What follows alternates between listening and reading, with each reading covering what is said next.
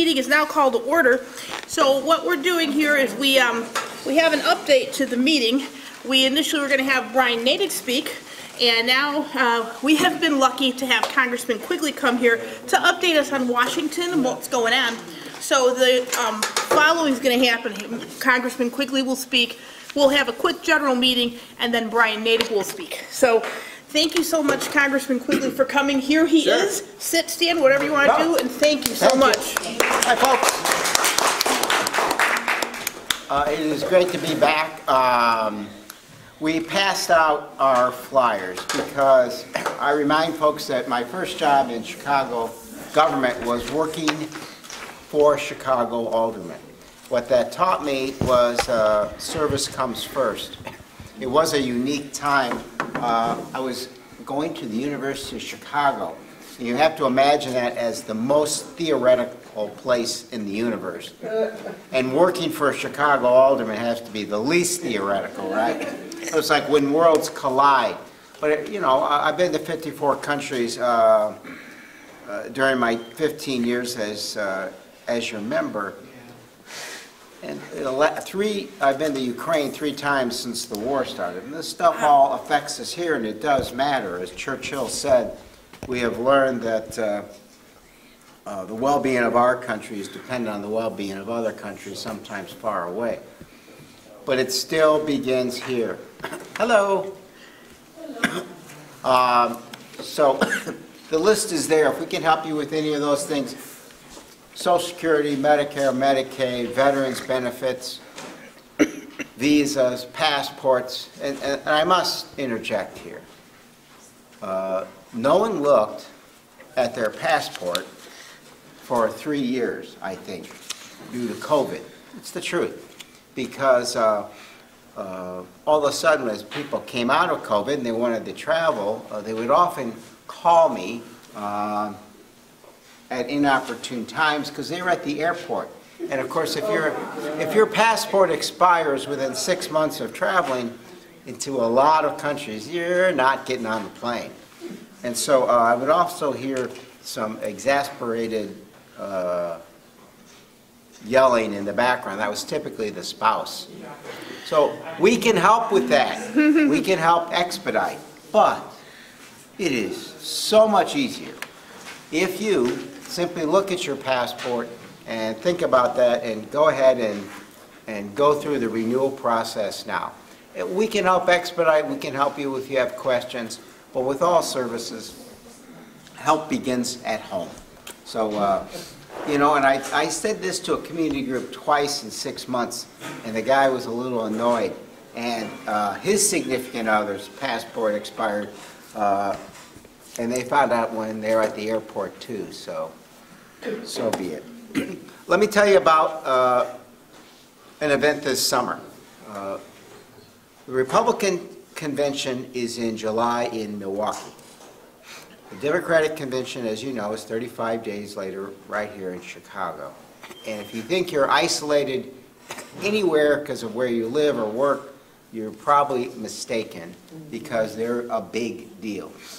Figure about 50,000 extra people popping in. And some of them are in motorcades that block traffic. And I know it's inconvenience. I want you to start thinking about that and planning your schedule.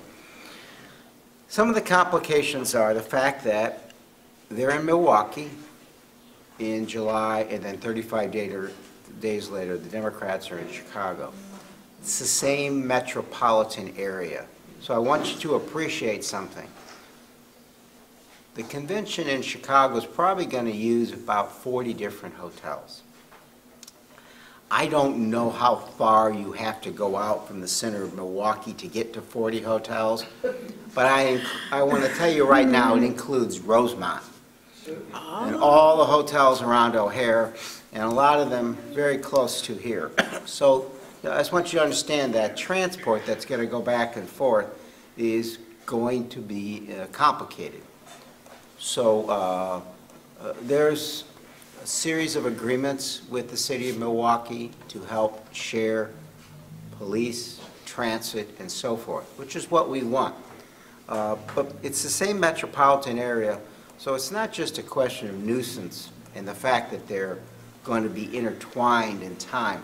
It's building in time, and they're so close to each other. All the risks that come with events like this are extended for basically almost 2 months when you think about it. So these are unpleasant things to remember, but some Americans forget 9/11. If anyone imagines that there aren't international terror risk today, they're horribly mistaken, especially given the international crises that are out there and the war in Israel and Gaza.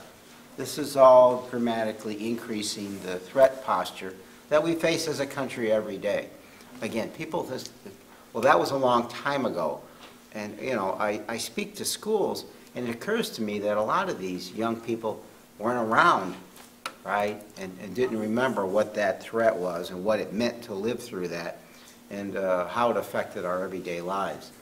But then, as someone who lived through January 6th and variations thereof, we still are very concerned with domestic terrorism. The threats toward political violence, the numbers are just extraordinary. Twice as high over years, 4 times over the last several years. Threats to lawmakers and to events like this are pretty extraordinary. There's also the fact that we appreciate and encourage and respect everyone's First Amendment right to protest. Right now you're hearing about the discussion and debates, and some people saying, well, we're not going to get permits, we're just going to protest wherever we want. This creates a dramatic, not just inconvenient, but risk that we should all be concerned about. So I was the lead Democrat on getting Chicago $75 million for the security for this. I think police overtime, equipment, they're getting a helicopter, which we're going to keep, magnetometers, there'll be Capitol Police come in, the National Guard will be available. It's a big deal. It's a costly big deal. We also got $75 million from Milwaukee because we want to show the world that democracy can work, that we can govern, and that the democratic process can operate safely. But I want you to be aware of this. I served 8 years on the House Permanent Select Committee on Intelligence. I'm aware of the risk. They are of concern. I was briefed by the Secret Service about 2 weeks ago now, and next week I'll get briefed by Homeland Security. But it's on my mind. It's things that keep me up at night. So I'm excited about the convention. It's great for Chicago. Host committee will tell you that a convention of this magnitude can have a 10-year economic positive impact on a city, right? Jobs, people who see this Chicago, the beautiful city that it is, and experiences, they come back. Other conventions come and create jobs for Chicagoans and people who live in the area. But I'm excited that it's going to be here. I'll be happy when it's here, and I'll be very happy when it's over and everything has gone well. A few other thoughts, and then I'll take your questions. When I got to D.C., my job was to help Chicago, help my district, help the region, help my country. And there's any number of ways to do that. Part of that's intel and the security assessment issues, keeping us safe. That's the first thing that we pledge when we swear in as congressmen. The other committee I got on, though, was appropriations. Springfield just passed a budget, I think like 5 in the morning, you might have heard. It's really not how D.C. works. D.C. hasn't passed a budget in my tenure there, right? It's not how it works anyway. We don't pass a budget, and then the government is funded. When they pass budgets or top lines, that's just basically saying how their spending is going to go. Discretionary, not Social Security, Medicare, and so forth, right? What really happens is there's the Appropriations Committee, and they're the ones who appropriate, actually write the checks, right? So I want to get on that committee because I want to drive those resources. And the committee is broken down into 12 subcommittees, defense and so forth, right? Think about it that way. The committee I picked, because I was in Chicago and it mattered, was, and you think about everything that we're worried about cost-wise, transportation, housing, and urban development. So in 2 years, the Metra, PACE, and CTA money from COVID runs out, and they are on a path to oblivion. And they're not alone. There are agencies all over the country in the same boat. I convened a meeting in D.C. of the 10 biggest agencies, talk about how we're going to handle this. It's just one part of it. On housing, as you know, there's a housing shortage. There's an increase in homelessness that's taking place. It's dramatic here in Chicago, but across the country. And then there's urban development, which is kind of a catch-all for everything that we can do to help. So I got on that committee, then I wanted to become the chairman. Right now I'm the ranking member, which means in November, if we flip the House and we're in the majority in the House, I'll be the chairman, this will be a more fun meeting. I will write the bill that funds transportation and housing for the whole country. And don't think I forget where I come from. We've got to rebuild the Blue Line, the Eisenhower, Lakeshore Drive. We need an express Metra train from O'Hare to downtown. We need to extend the Red Line, and the list goes on of everyday infrastructure that Chicago needs. And even as ranking member, I had some privileges that come with it.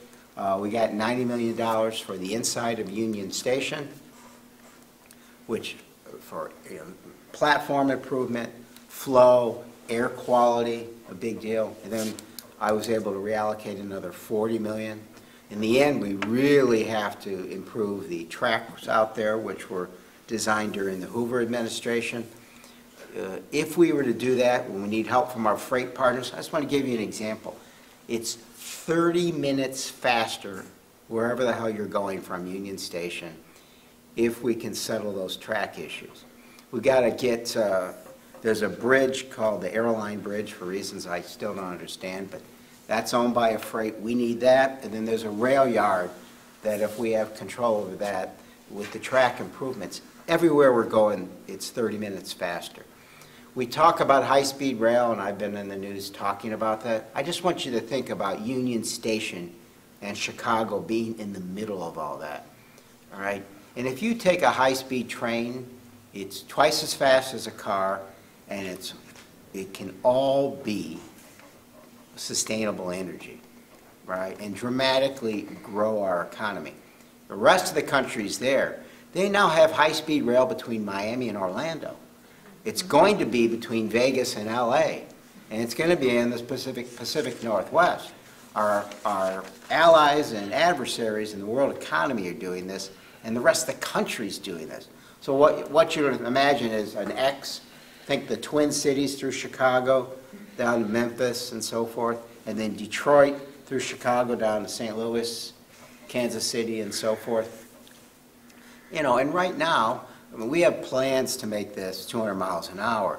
But right now, my goal is to get rid of the low-speed stuff, because if you've ever come from Detroit or down to St. Louis, I mean, they zip along, and then they hit Northwest Indiana and Chicago. And tomorrow I'm doing a tour of the CREATE sites. We're trying to get rid of the bottlenecks and the slow zones, makes it safer and more efficient. So that's sort of big picture. Finally, we can target money. It's called earmarks. You should like earmarks. It's not an increase in spending. It's just that the member gets to decide what goes in his district. I'll just give you a flavor for it. My goal was to get things into the district that weren't going to come otherwise, and again, take the burden off sales tax, income tax, state income tax, and property taxes. So on the not-for-profit side, in 3 years, I've got money for the Night Ministry, the Runaway Safe Line, the AIDS Foundation, the Carol Robertson Center, which is near here. We got 2 dental clinics, We've helped the YMCA with their SRO, single room occupancy hotel. The Metro stop in Edgebrook, you're going to see some pretty dramatic improvements there. We got money for the Shed Aquarium, the Lincoln Park. The Lincoln Park itself could make it ADA compliant, and the conservatory, the Lincoln Park Zoo, Science and Industry Field Museum. We got 500 bulletproof vests for Chicago the Police Department. For reasons that I cannot understand, the officers have to buy their replacement. Makes no sense. I got that done. This year's request I put in for 2,000. And we had improvements in the internal parts of squad cars, communication equipment. Again, I want you to get a flavor of what I'm trying to message to people in Chicago. One of my requests this year is fire trucks and breathing equipment. As you know, we had horrible losses in the fire department last year. We do everything we can to protect our first responders. An extension of the 606, money for California Park to make it easier to get down to the river and have bikeways and walkways there. We're rebuilding Pulaski and Shield Park. So people say, well, how did they get it? And the answer is they asked. So I was at a community meeting, and the guy walked me over to Pulaski Park, said, look at this. We put it in, the money's coming, it's going to start this year. So think about that for areas you have. Work with your aldermen, state reps, state senators. Make some priorities and let us know what we can do. The schools that we've helped, some of them with just other infrastructure, but we had a couple that had flooding in their playgrounds, just the dirt mess. So at Disney 2 and now Onahan, we're getting that built up, and they're going to have a little way to store that stormwater, and we're going to put a soccer field on top. So, and finally, we're putting in for noise mitigation. There's a fund that deals with noise mitigation at O'Hare, buying the insulation for homes and businesses and schools. We're pouring millions more into that. So the idea is, hey, how can I help and how can I draw those in? You can be part of it for next year. And the kicker is, if I'm chairman, I get to pick which earmarks are in the bill for my district and for Chicago and so forth. So as bleak as things can seem at times, we have to move on the affirmative and work every day to get things done. But I'll close by saying it begins with services. We got to keep working on that. Yes, sir. I'd like to ask how well you and your staff work with the mayor and his staff on city projects. Coordinate? I'll say that we get briefed well on some things and not on others. And I'm just saying this objectively, no editorial. Currently, the person who was the DC representative from the mayor's office quit, and he hasn't been replaced. So there was a void there. So I would say it's something that could be improved. Now, I met with the fire commissioner, and we talked to individual agencies, police department, public schools, park district, etc., all the time. But it's sort of a direct approach. It's a really good question. So what we're hoping as the mayor moves through his term that those relationships improve. They've done a good job keeping us informed on a few things like the migrant issue.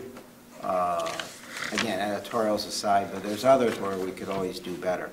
You know, one of the other ones I'm doing, I'm putting a template in on urban flooding. You know, I've lived in the area around Wrigley Field for 40 years. Our alleys are this black asphalt, and a lot of other areas have been paved over. A lot of the sewers are crumbling, and we have pockets of urban flooding. The area around Lakeview High School is really bad. It's kind of low set. So I'm putting a template in. I said, all right, this is an earmark. We're going to do all permeable alleys, right? So that water's going to run through those bricks instead of pouring into people's yards and basements. That's something I work directly with the city commissioner on. And my idea is, this works. I want to be able to go to neighborhoods and say, okay, we're going to do one here and tackle this across the city. But it's a really good question. Yes? So infrastructure and the travel and all that are great, but how didn't you mention any bicycling? In the parks it's nice, but riding a bicycle anywhere to a destination is dangerous in Chicago. Yeah, I didn't mention them all.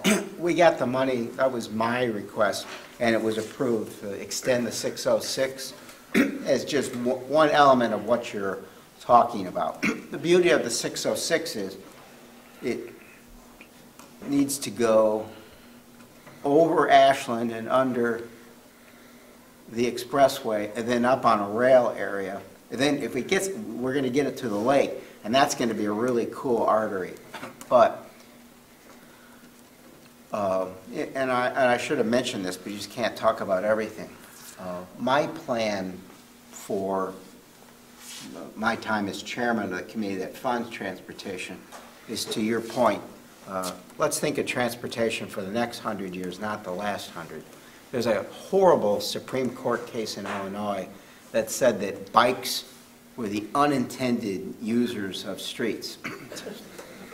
You know, I rode my bike twice today, so I hope someday that ruling is overturned and they recognize just how important it is in the future.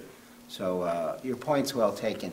And we're starting to talk to the groups across the country about ideas of incorporating this into mass transit, as you know, and other avenues. But protected lanes, you saw the project they're talking about, Logan Square, that'll have that. But we need arteries where people can feel safe. I remember teaching my daughters how to ride a bike in Chicago, and now we have critical mass where they have kids riding big groups. A lot of kids never ride bikes in Chicago because they're afraid, and I understand that. So my kids do ride bikes, but it was a challenge, but a very good point too. Yes? Recently I saw a presentation on PBS about the farmers, the individual farmers. Are they getting any help? You mean farmers nationwide? Nationwide. Well, yes. there's extraordinary subsidies for farmers on a wide variety of basis. I'll tell you one aspect of it that I am interested in. I had a meeting with Al Gore 2 weeks ago, and he talked about sustainable farming, no-till, cover crops year-round. There's a tremendous capability of getting the soil to capture carbon and to keep it instead of releasing it in the manner in which they do. What's interesting to me is the mindset of how we communicate in this country and the lack of maybe empathy and understanding. The agricultural secretary spoke to my group and he said, we approach farmers with questionnaires and meetings. And we said, how can we help you with the issues related to climate change? 85% negative response. Because they don't want to, I guess, believe that it exists. So they redid the questions in the meetings and they asked, how can we help you with severe weather incidents? 85% favorable response. Here's how you can help. The Biden administration does have a lot of programs to add additional incentives for sustainable farming. I'm going to go down to Gore's Farm, which is supposed to be a model for this. I think there's ways that we can encourage that, but it's a challenge. Yes? Congressman, we're coming up on 7 or 8 months now in Gaza. Yeah. We're providing billions of dollars. We're providing American-made weapons. Mm-hmm. There's over 40,000 dead Palestinians. Mm-hmm. And today Israel announced that they're planning on continuing the war for the rest of the year. Right. What is it going to take for you to call for a ceasefire? This is well, putting, as an American, this is putting all of our lives in danger because we're the ones sending all the weapons. It's Sure. an awful lot of people. Well, more than one thing can be true, so it's a little bit longer answer than we get into just now, but I'll give it a shot. The first is, Israel has an absolute right to defend itself, and Hamas, if not at least horribly weakened, is going to come back. And they're funded and trained. 85% of that comes from Iran, which is an extraordinary threat, not just there. So an important ally in the region, and they have this right, and obviously have a right to get the hostages back. I appreciate the Biden administration trying to accomplish both through pressuring there. So the reason you help Israel is that you recognize the threat doesn't just come from Hamas, it comes from areas all around them, the militias that they train, Hezbollah, and others. But there needs to be a ceasefire, there needs to be a pressure to do that, and I think you're seeing Congress evolve toward that end. I'm well aware of what's taken place in the last week. I have sharply criticized Israel and Netanyahu for the manner in which they're conducting the war, and I think you'll see further pressure coming from at least the Democrats in Congress and the Biden administration to end the conflict, especially in the South. I was in Gaza, walked through the streets of Gaza after, not this level of conflict, but a similar one, and can see, obviously, the complexities of that given the cynical nature of how Hamas does this, hides in civilian areas. But we need a ceasefire. Obviously preferable to return the hostages and have it negotiated between the two. But Israel and Netanyahu is wrong in not talking about a future with a two-state solution and security guarantees for Israel, pretty dramatic reform of Palestinian Authority, if not new leadership there. Yes, sir. Wasn't a two-state solution proposed even as far back as the 1940s and the sure. 1960s? And it's a mistake that we aren't there, and I know many have tried. And Israel agreed to. Well, but again, look, I support my country, but I disagree with President Trump when he was, and there are times I disagree with President Biden. President Netanyahu has said he doesn't favor a two-state solution. He's wrong, and I think you will see Congress continue to exert greater pressure to end the conflict, find a way to have a negotiated peace, to protect both, and have a two-state solution in the long term. I just want to say to see our president groveling to Netanyahu makes me embarrassed as an American. Yeah, Shame on a lot of other electeds for doing the same. Yeah, and I'm going to disagree with the term, but we'll have to disagree with that. Yes, sir. What you were saying about the DAAC, I won't worry about the DAAC, the DNC. I'm really not too far from the nonsense. How they going to, I won't worry about all that protest out there. The riot going on. If they going to be about the 1968 DNC convention. A lot of people compare what might happen to 1968.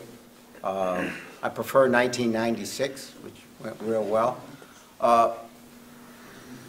It's probably too easy to say it could be another 68. It can clearly be as boisterous, violent, or what have you, but for entirely different reasons. In 68, we weren't worried about international terrorist threats. So I am now. So I want to make sure people know that they have every right and should protest peacefully. Well, that's where it has to be.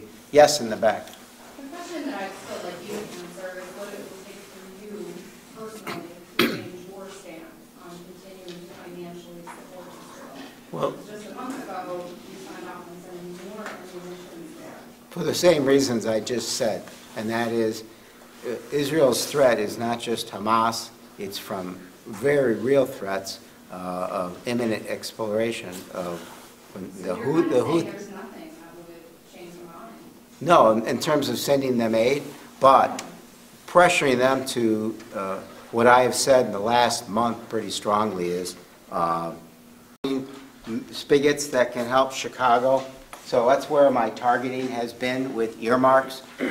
You know, the idea is some of it's literally helps, but it also sends a message that we're with you, thus the bulletproof vest, thus the help for our first responders in the fire department and other means, right? So there are the other federal money, besides what they call COP grants, is a little indirect, but whatever else we can do. COP grants helps pay for the first several years of a new police officer's salary.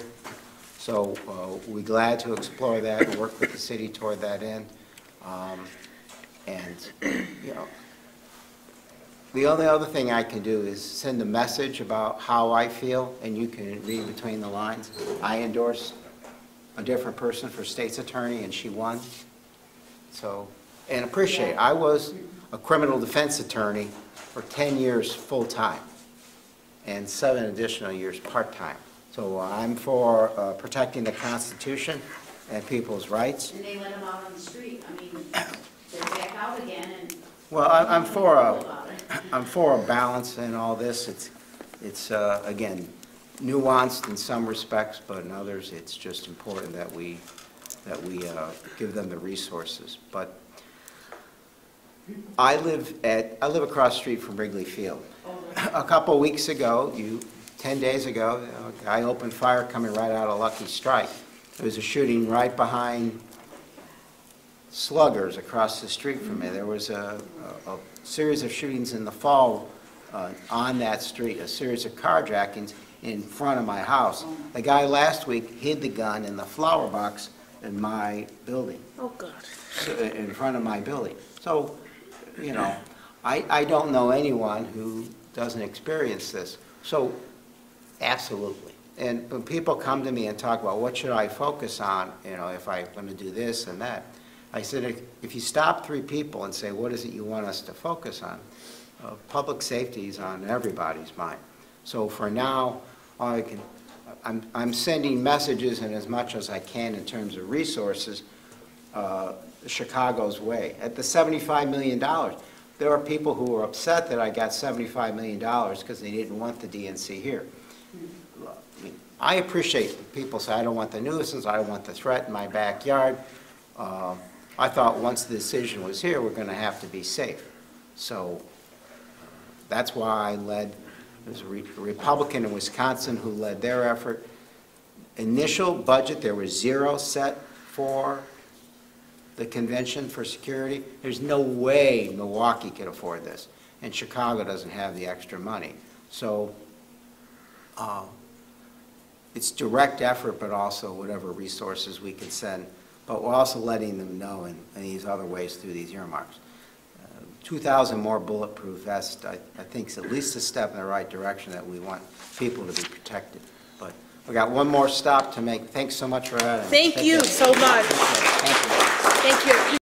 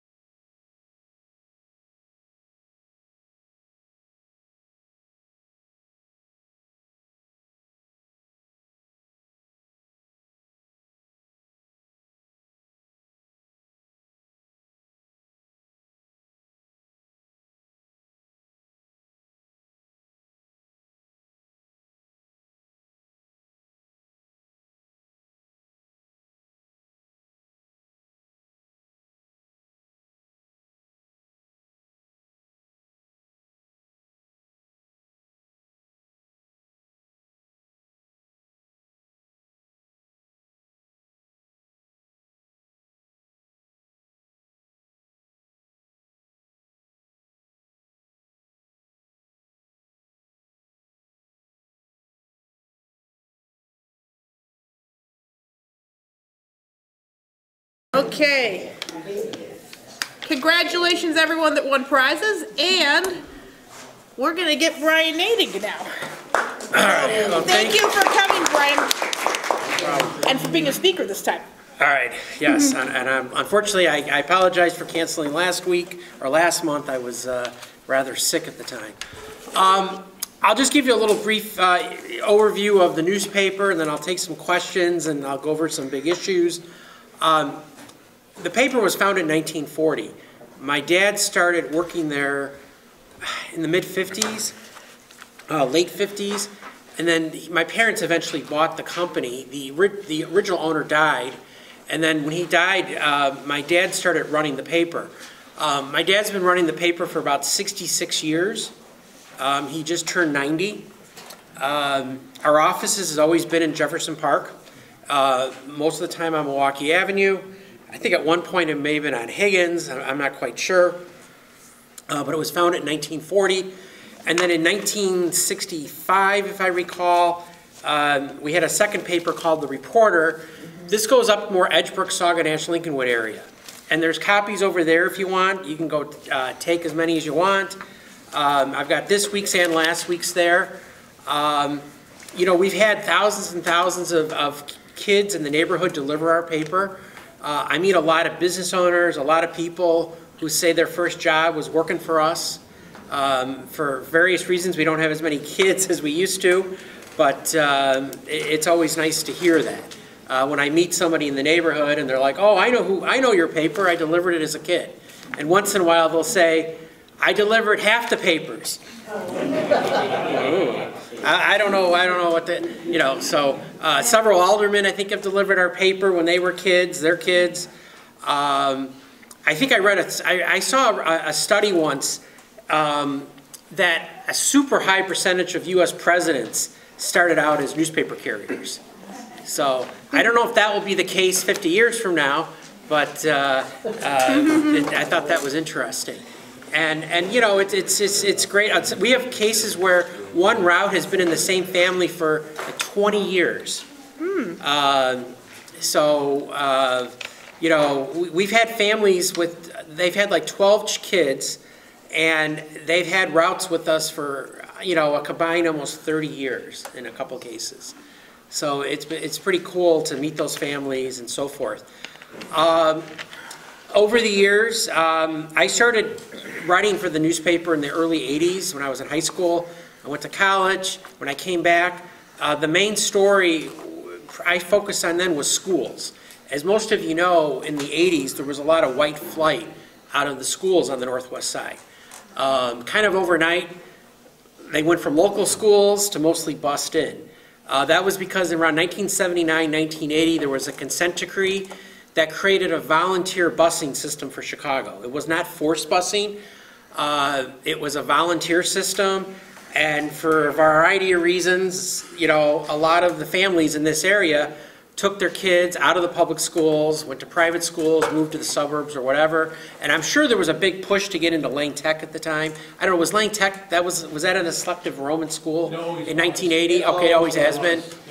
Yeah. So, you know, I give you a story. Well, first of all, a lot of the schools around here, like Farnsworth, created very good special ed programs for disabled children, blind children, whatever, because they could fill a classroom with 10 kids. It was like 10 or 15 kids could fill a classroom if they're considered special needs. So to keep these schools open, a lot of the schools did that. The schools were so underpopulated, a lot of them shared a principal up here. Like Edgebrook and Wildwood shared a principal for a while, I think in the 1980s. At one time, there was Gary Chico, who lived up in Edgebrook, became chair of the school board, and they had a big meeting at Wildwood School because they wanted to make it local again. And I remember talking to the principal, the new principal of Wildwood, and she could count on two hands the number of local kids. She got up to about 7 or 8 kids' names. And that was it. Everyone else was from other neighborhoods. And I can tell you a story that at the meeting, I was told 93% were bussed in from like Edgebrook, or 93% of the kids from like Edgebrook were being bussed in, and like 94% from Wildwood. I go to my editor the next day, and he knew the figures were high, but he goes, man, that's way too high.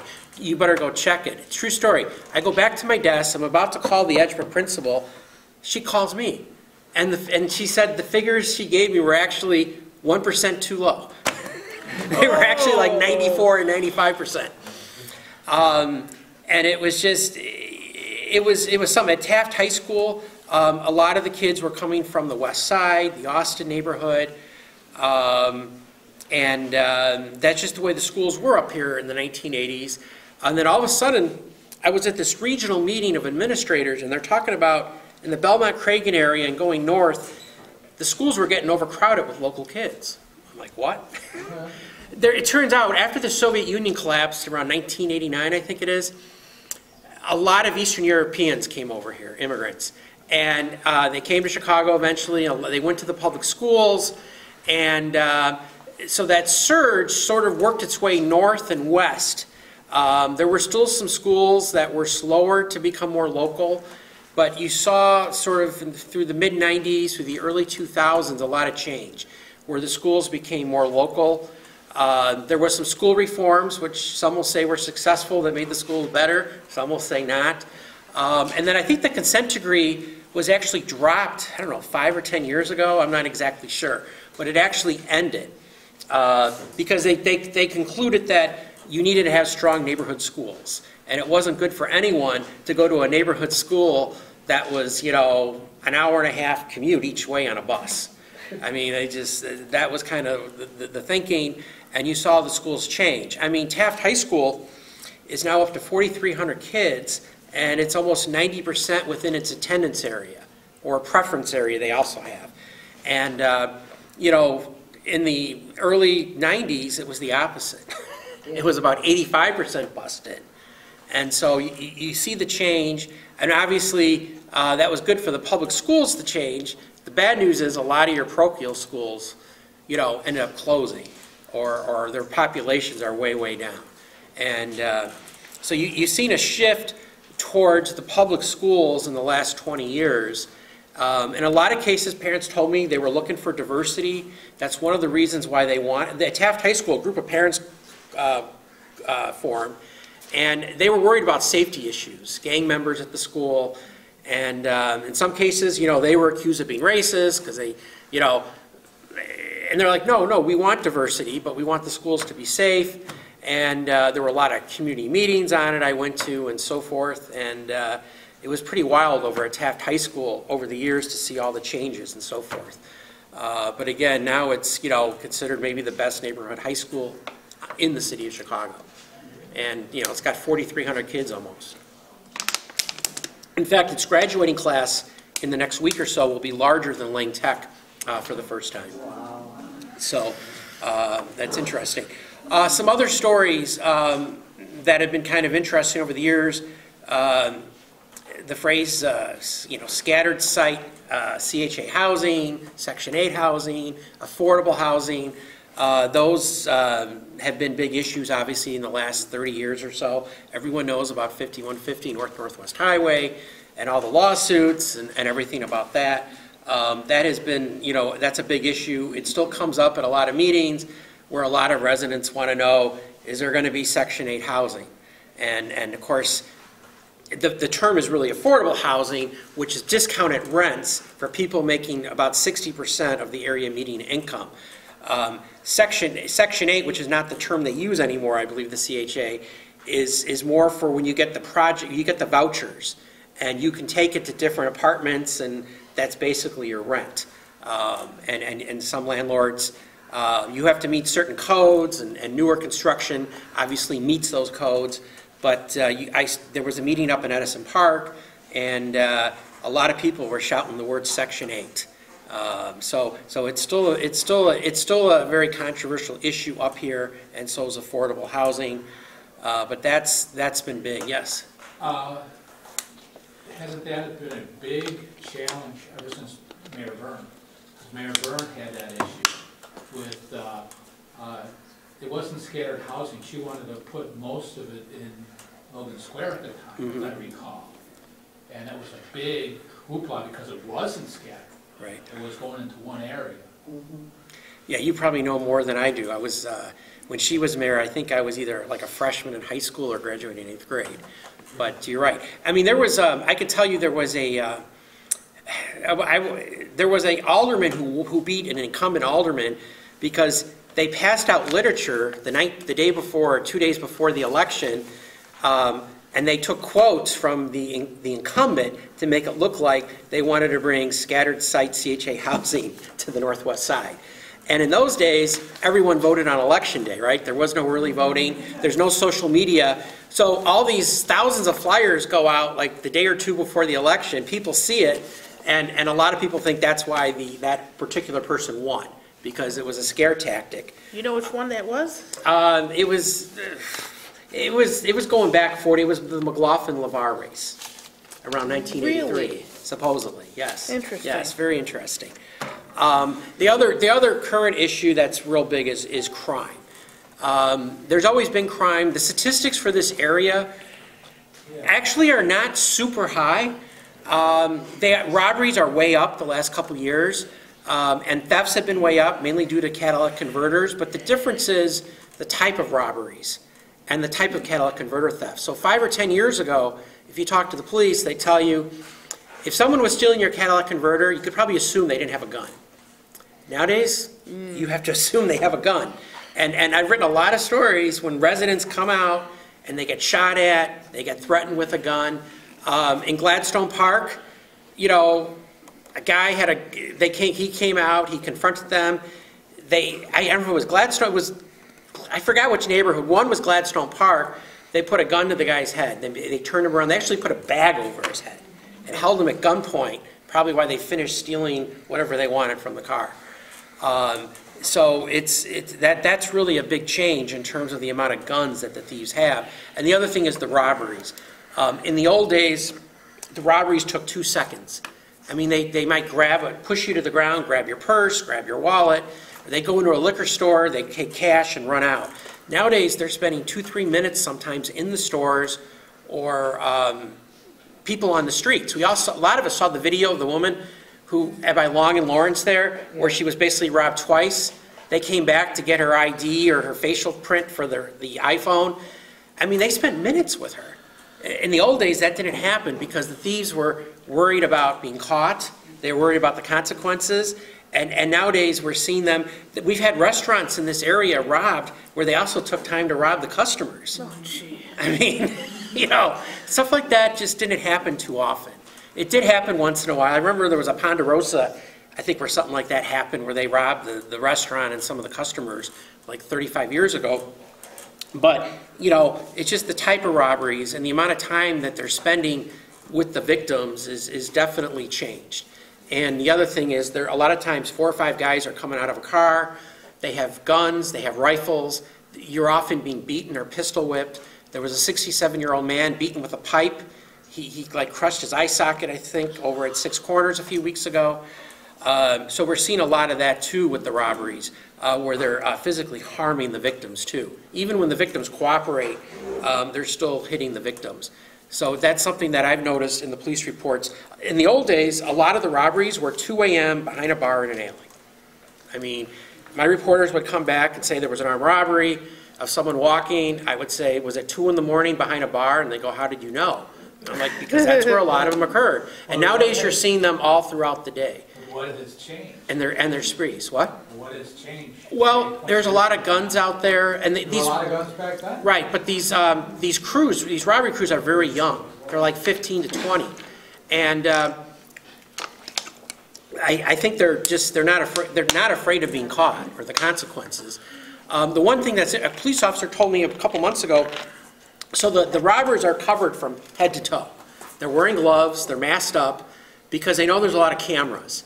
And if you can be seen on camera, but if you're masked up and covered head to toe, you're not going to be able to identify anybody. They're wearing gloves, so a lot of the cars are stolen that they use. A lot of the plates on the cars are stolen. A lot of times there'll be stolen plates on a stolen car, and they switch out plates because they know there's pod cameras all over. So if there's a witness that reports a robbery, the police will put the license plate in the system immediately, hopefully, and it dings, you know, on these pod cameras. So the thieves know, or the robbers know, to keep changing these. According to police, they found a dead body off the expressway. They believe he was part of a robbery crew, and that he somehow let his face be shown. And they killed him. Because if he gets caught, they're probably worried that he'll squeal on the others. But that's what they suspect. He was in a robbery crew, and his face got caught on a camera, so his buddies killed him. What you were saying, I was not aware that all the robbery, most of these people who do robbery are young and 15 and 20, 15, 16 years old. Yeah, like the 81-year-old man who was a pizza delivery driver for Joe's Pizza, he got robbed. He got his car stolen while he was doing a pizza order on Ludlam, the 5300 block. Two young guys came from behind. They sucker punched him. He went to the ground. He said he deliberately stayed down because, you know, he was trying to protect himself. They took his car. A few hours later, state police, because the license plate was probably put in the system, found the car on the Congress Expressway or something. I forgot which one. And the car was crashed. I think it was getting off the highway or something. 3 guys escaped, and the driver was a 15-year-old from Jefferson Park. Wasn't now I heard that he was from 5150? Is that correct? Can you verify? Possibly. Possibly, yes. See, I was told by police he lives in the heart of Jefferson Park, and he's been arrested numerous times. Oh, Lord. They found a pellet gun in the car, but they just arrested another 15-year-old. I don't know if it's the same 15-year-old, for a robbery inside a store. I think the 7-Eleven on Lawrence over by the expressway there. Yeah, a lot of these guys they're very young. They're in their teens or early 20s. Not all the cases. And one of the more shocking ones was a group of 12 and 13-year-old boys were robbed at gunpoint while playing basketball in an alley near Pressing School. It was, I don't know, middle of the day, afternoon, early evening. It was not 2, 3 in the morning. Car came up. There were like 3 guys. They got out, and they robbed them of their cell phones, basically, at gunpoint. 12, 13-year-old boys. So it's something that it's definitely something that's been newsworthy, and it's a change from the past in terms of the style of robberies that we've noticed. Yes. I comment on that.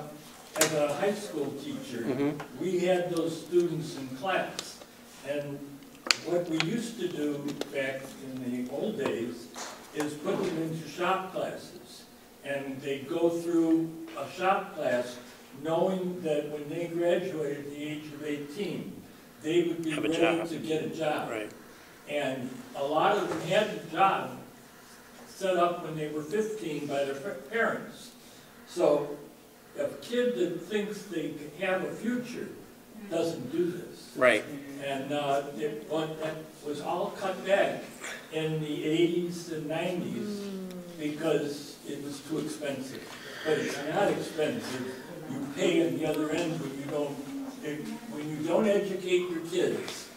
You end up with kids who aren't educated. Right. Taft has brought back some activities for, like they had a shop class for repairing cars. They brought, and the kids actually got a stipend if they participated. They got money. Taft had that this past school year. One of the things that's interesting too is if you talk to the police officers, there was a community meeting, and he was maybe head of detectives. He was either head to have detectives in Chicago or second, I can't remember. And he grew up on the West Side, and he was in tears at the meeting because of how young these people are. And when they get caught, nothing happens to them. And deputy chiefs, a lot of high-ranking Chicago police officers are claiming that the juveniles, they often, when they are caught, even if they're charged, they're just released back to their parents. And what's got a lot of police officers upset is there's no mandatory programming, they claim. Now, I'll get into what the state's attorney says about that. So, Alderman Nugent in the 39th Ward has talked about this, where officers come to her who live in her ward, and they've actually tried to go to these parents' houses to try to get them involved in whatever, family counseling, or try to figure out what's wrong with the kid, why is he out robbing people at 2 in the morning. And they said that the Deputy Neves, who's a deputy chief, he said at a community meeting in Edgebrook that they asked him, well, what are the when the kids are being released, what are the conditions of the release? A lot of times it's just a curfew. And he's like, there already is a curfew in the law. And he goes, these kids are home one night and they're back out and the next night. And at these community meetings I've been at, there's usually a representative of the state's attorney, and they're just like, well, we have to check into that. So that's what the high-ranking police officers are saying. But the schools should have caught those when the kids were... Correct. Although in some cases, the police tell me too, it's almost like a social thing. Like they want to have fun, they go out and rob people too. It's a crazy phenomenon going on right now. From the schools. Right. I mean, when you have the kid in class, when he shows up, when he's 14, Correct. you can intervene then. Correct. If you have something to intervene with. You're absolutely right, and that's so important to hire good teachers. Taft, one of their old former principals, Dr. Tavardian, who was somewhat controversial at times, he said he told me the top thing for any principal is to hire good teachers. And because he goes, I'm not in the classroom with the kids, it's the teachers. And it's the teachers that can change a kid's life and keep them engaged in school. And that's what a lot of principals have told me. You know, they've got kids who are, you know, troublemakers, or whatever phrase they want to use, and they get turned around because they either get involved in a club, a sport, or they get in that one class where they get engaged with the with the studies and stuff, and it's so important. Or with a young lady who straightens them out. Yeah, it's possible. Maybe. Yeah. Question. I wanted to say I agree with him that when the shop classes went away in high schools, so did the discipline. I agree everybody should have a chance to go to college. College is for everybody. I mean, working with their hands is usually the best thing for people that don't know where they're going or don't know what to do with themselves when they have free time. Right. Shop I have class, auto class, whatever. So that was a big mistake. I went to Gordon Tech, and when they closed up over on California, does the new school even have shop offerings? I don't think so. No, they don't. I think they're all pushing to college. I gotta say something too, whenever. I don't know who's first. I would like to add on that. I agree with you because I went to Lane Tech. I went to college, but I got 2 years of shop and 2 years of drafting. And absolutely, college is not meant for everybody. For sure. And there was a period of time where I was thinking about becoming a carpenter and not going to college. So I went to college. I didn't take any shop classes when my dad was carpenter. All my buddies went through auto mechanic at Gordon. I mean, it's infectious once you get into something you like that. And college isn't for everybody, period. So I have something to say about shop, by the way. The little aside, Chicago Public Schools has a program. It's maybe about 7, 8 years old, called Chicago Builds. And for juniors and seniors, the first year, you have to go there 2 hours a day. You have to provide your own transportation. And for the first year, you learn the basics of 4 trades. The second year, you concentrate in one. The instructors are union instructors, and if you want to pursue a career there, those union instructors get you in the union. And it's a great program, and I have 2 kids that went through it. One of them is in a union learning to be an electrician now. And for him, it was perfect because he's never liked school. Ever since he was like in 1st grade, he always hated school.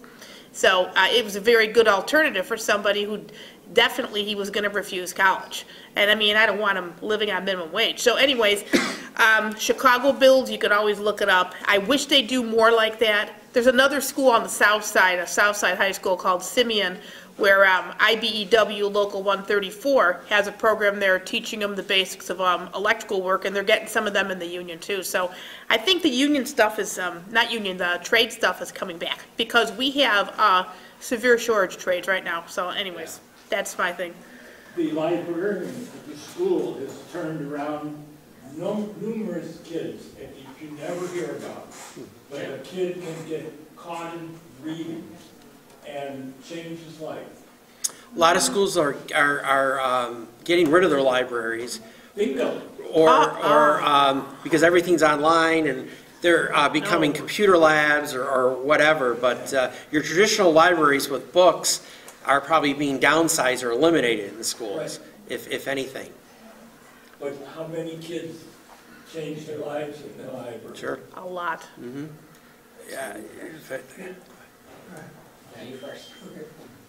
Yeah, in the past we've been hearing on how reading is being replaced with electronics, but it's nice to hear that, I think just today, 3 Barnes and Nobles are opening up, and there's an upsurge in book reading. Oh, wow. Yeah, I read about one of them. That's good. Yeah, because a lot of them are closed. I just wanted to say there's often a lot of laws coming up and people fighting for the right to repair. You can't do auto shop anymore because you can't fix a car without thousands of dollars of software and things that are locked by the manufacturer. And so, one of Plus the the new things cars, is, right? Isn't it all like the new cars are all? they lock it on computerized? purpose. Yeah. And so the laws to right to repair is important. Wood shop, sheet metal, drafting, you know, you still have the other ones that. But auto is only a good alternative. Yeah. And now it's Nobody can do unavailable. it. It's worse every year, and lately, it's almost impossible to repair a car without keys to the computer. Yes. Ryan, Eva. are there some bills, I don't know, is it Congress or is it the state of Illinois, that are helping the newspapers, the printed press, some tax credits? There's something in the state legislature. I know State Senator Martwick opposes it. I'm not that familiar with that. There's different credits they're working on. I don't know if they're going to get passed or not. I'm not quite sure how much the credits are going to affect my business. I read a lot about that about a year or 2 ago, but I haven't really followed up on it too much. But I don't believe it's passed the state legislature yet. There's this whole thing where if they create certain credits for newspapers or the media industry, does that mean now that newspapers will be afraid to criticize an elected official because they're worried they'll take away that tax credit? There's a lot of different issues, First Amendment issues and so forth, but you're right, they are looking at that because it's a dying industry. I mean, we all know it, and it's a tough industry. A lot of people read, like I had an article a month or 2 ago on Twitter alone, had like 60,000 views. Now, that's more people than buy my newspaper, obviously, but you know, the problem is the newspaper industry, we're not making money online. Everyone wants everything free online. And so it's really tough. The New York Times makes money online maybe because they have some millions and millions of online subscribers and so forth. But the newspaper industry is suffering the consequences of, you know, obviously we're in the digital age and more people probably read my newspaper online than the actual print now. But it's hard to generate additional ad revenue and stuff. Tell us again how much it is your newspaper online. A subscription online for a year is $19.50. You can sign up. The paper is sold at a lot of, you know, Walgreens and CVS's and 7-Elevens for 50 cents. Obviously, we make our money on ads, which we need more advertising. But you know, we're trying to hang in there. So it's not easy. But you know, it's been fun. I've been working here more than 40 years. Jefferson Park. I don't live in Jefferson Park, but it's pretty much my home. You know, people always ask me, like, what do I like to write about? And I love meeting the people of Jeff Park. And I know I said this a few months ago here. There's so many great people who volunteer in this community and do so much. And writing about them is, you know, and it's funny too with the digital age. There might be a volunteer who's doing a fundraiser for a school to get to build, I don't know, a new playground or something. And he or she's supposed to call me at 7 p.m. and they get busy because they have 3 kids, they forget. I get a text message at, you know, 11:30 at night. Sorry, I forgot to call you. Oh, jeez. And I'll say, no problem. Hey, just for the heck of it, I'm free now. And my phone's ringing. I mean, I'll be interviewing people at 11:30 at 2 in the morning sometimes. Your wife must love that. Yeah. But just because of the digital age, and so a lot of, or I'll be texting with people like at midnight for a story, getting information. I mean, it's just you know, aldermen will be texting me during the city council meeting. It's a different world out there. It definitely is. Mm-hmm. When you say burn, how come people don't read newspaper anymore? I grew up in read newspapers. People want to do online. Right. They read the newspapers. Well, it's the far right who controls the Republicans. There's not much in the middle. There's not a lot of compromise. And like I said, compromise is a bad word, I think, now in politics. And a lot of politicians, you know, because, you know, they got to get money to run for re-election, and those that, you know, that butter their bread tend to be more on the far right or far left, and so compromise isn't always working too well. You saw right here where the left tried to get a little motion from our representative, and it failed completely. I don't think the Democratic Party is run by the far left. It may not. I mean, it may not. They have a lot of it. They have influence. But you're right. Congressman Quigley, he is a Democrat. He is pretty liberal on social issues. He's been known to be a little more moderate on some economic issues and so forth. I think when he first ran for Congress, and he used to be on the county board, he kind of positioned himself more as a moderate and so forth. But in Chicago, you're seeing more, you know, I think more far to the left, taking a little more control.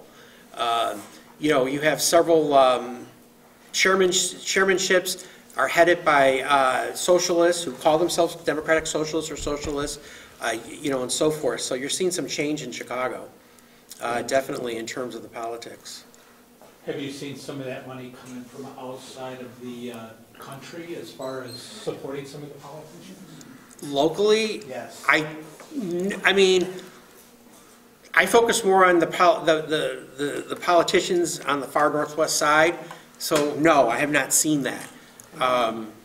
Other parts of the city that could be different, but I'm not sure. What do you think about the? Because we have so many. What's the difference between percentage and what's right and fair? You have so many percentage people. Percentage. What's he saying? Can you say that again?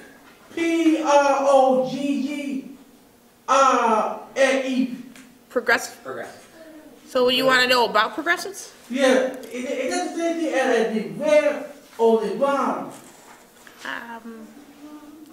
Is progressive left or right? Oh, progressives, I believe progressives are considered far left.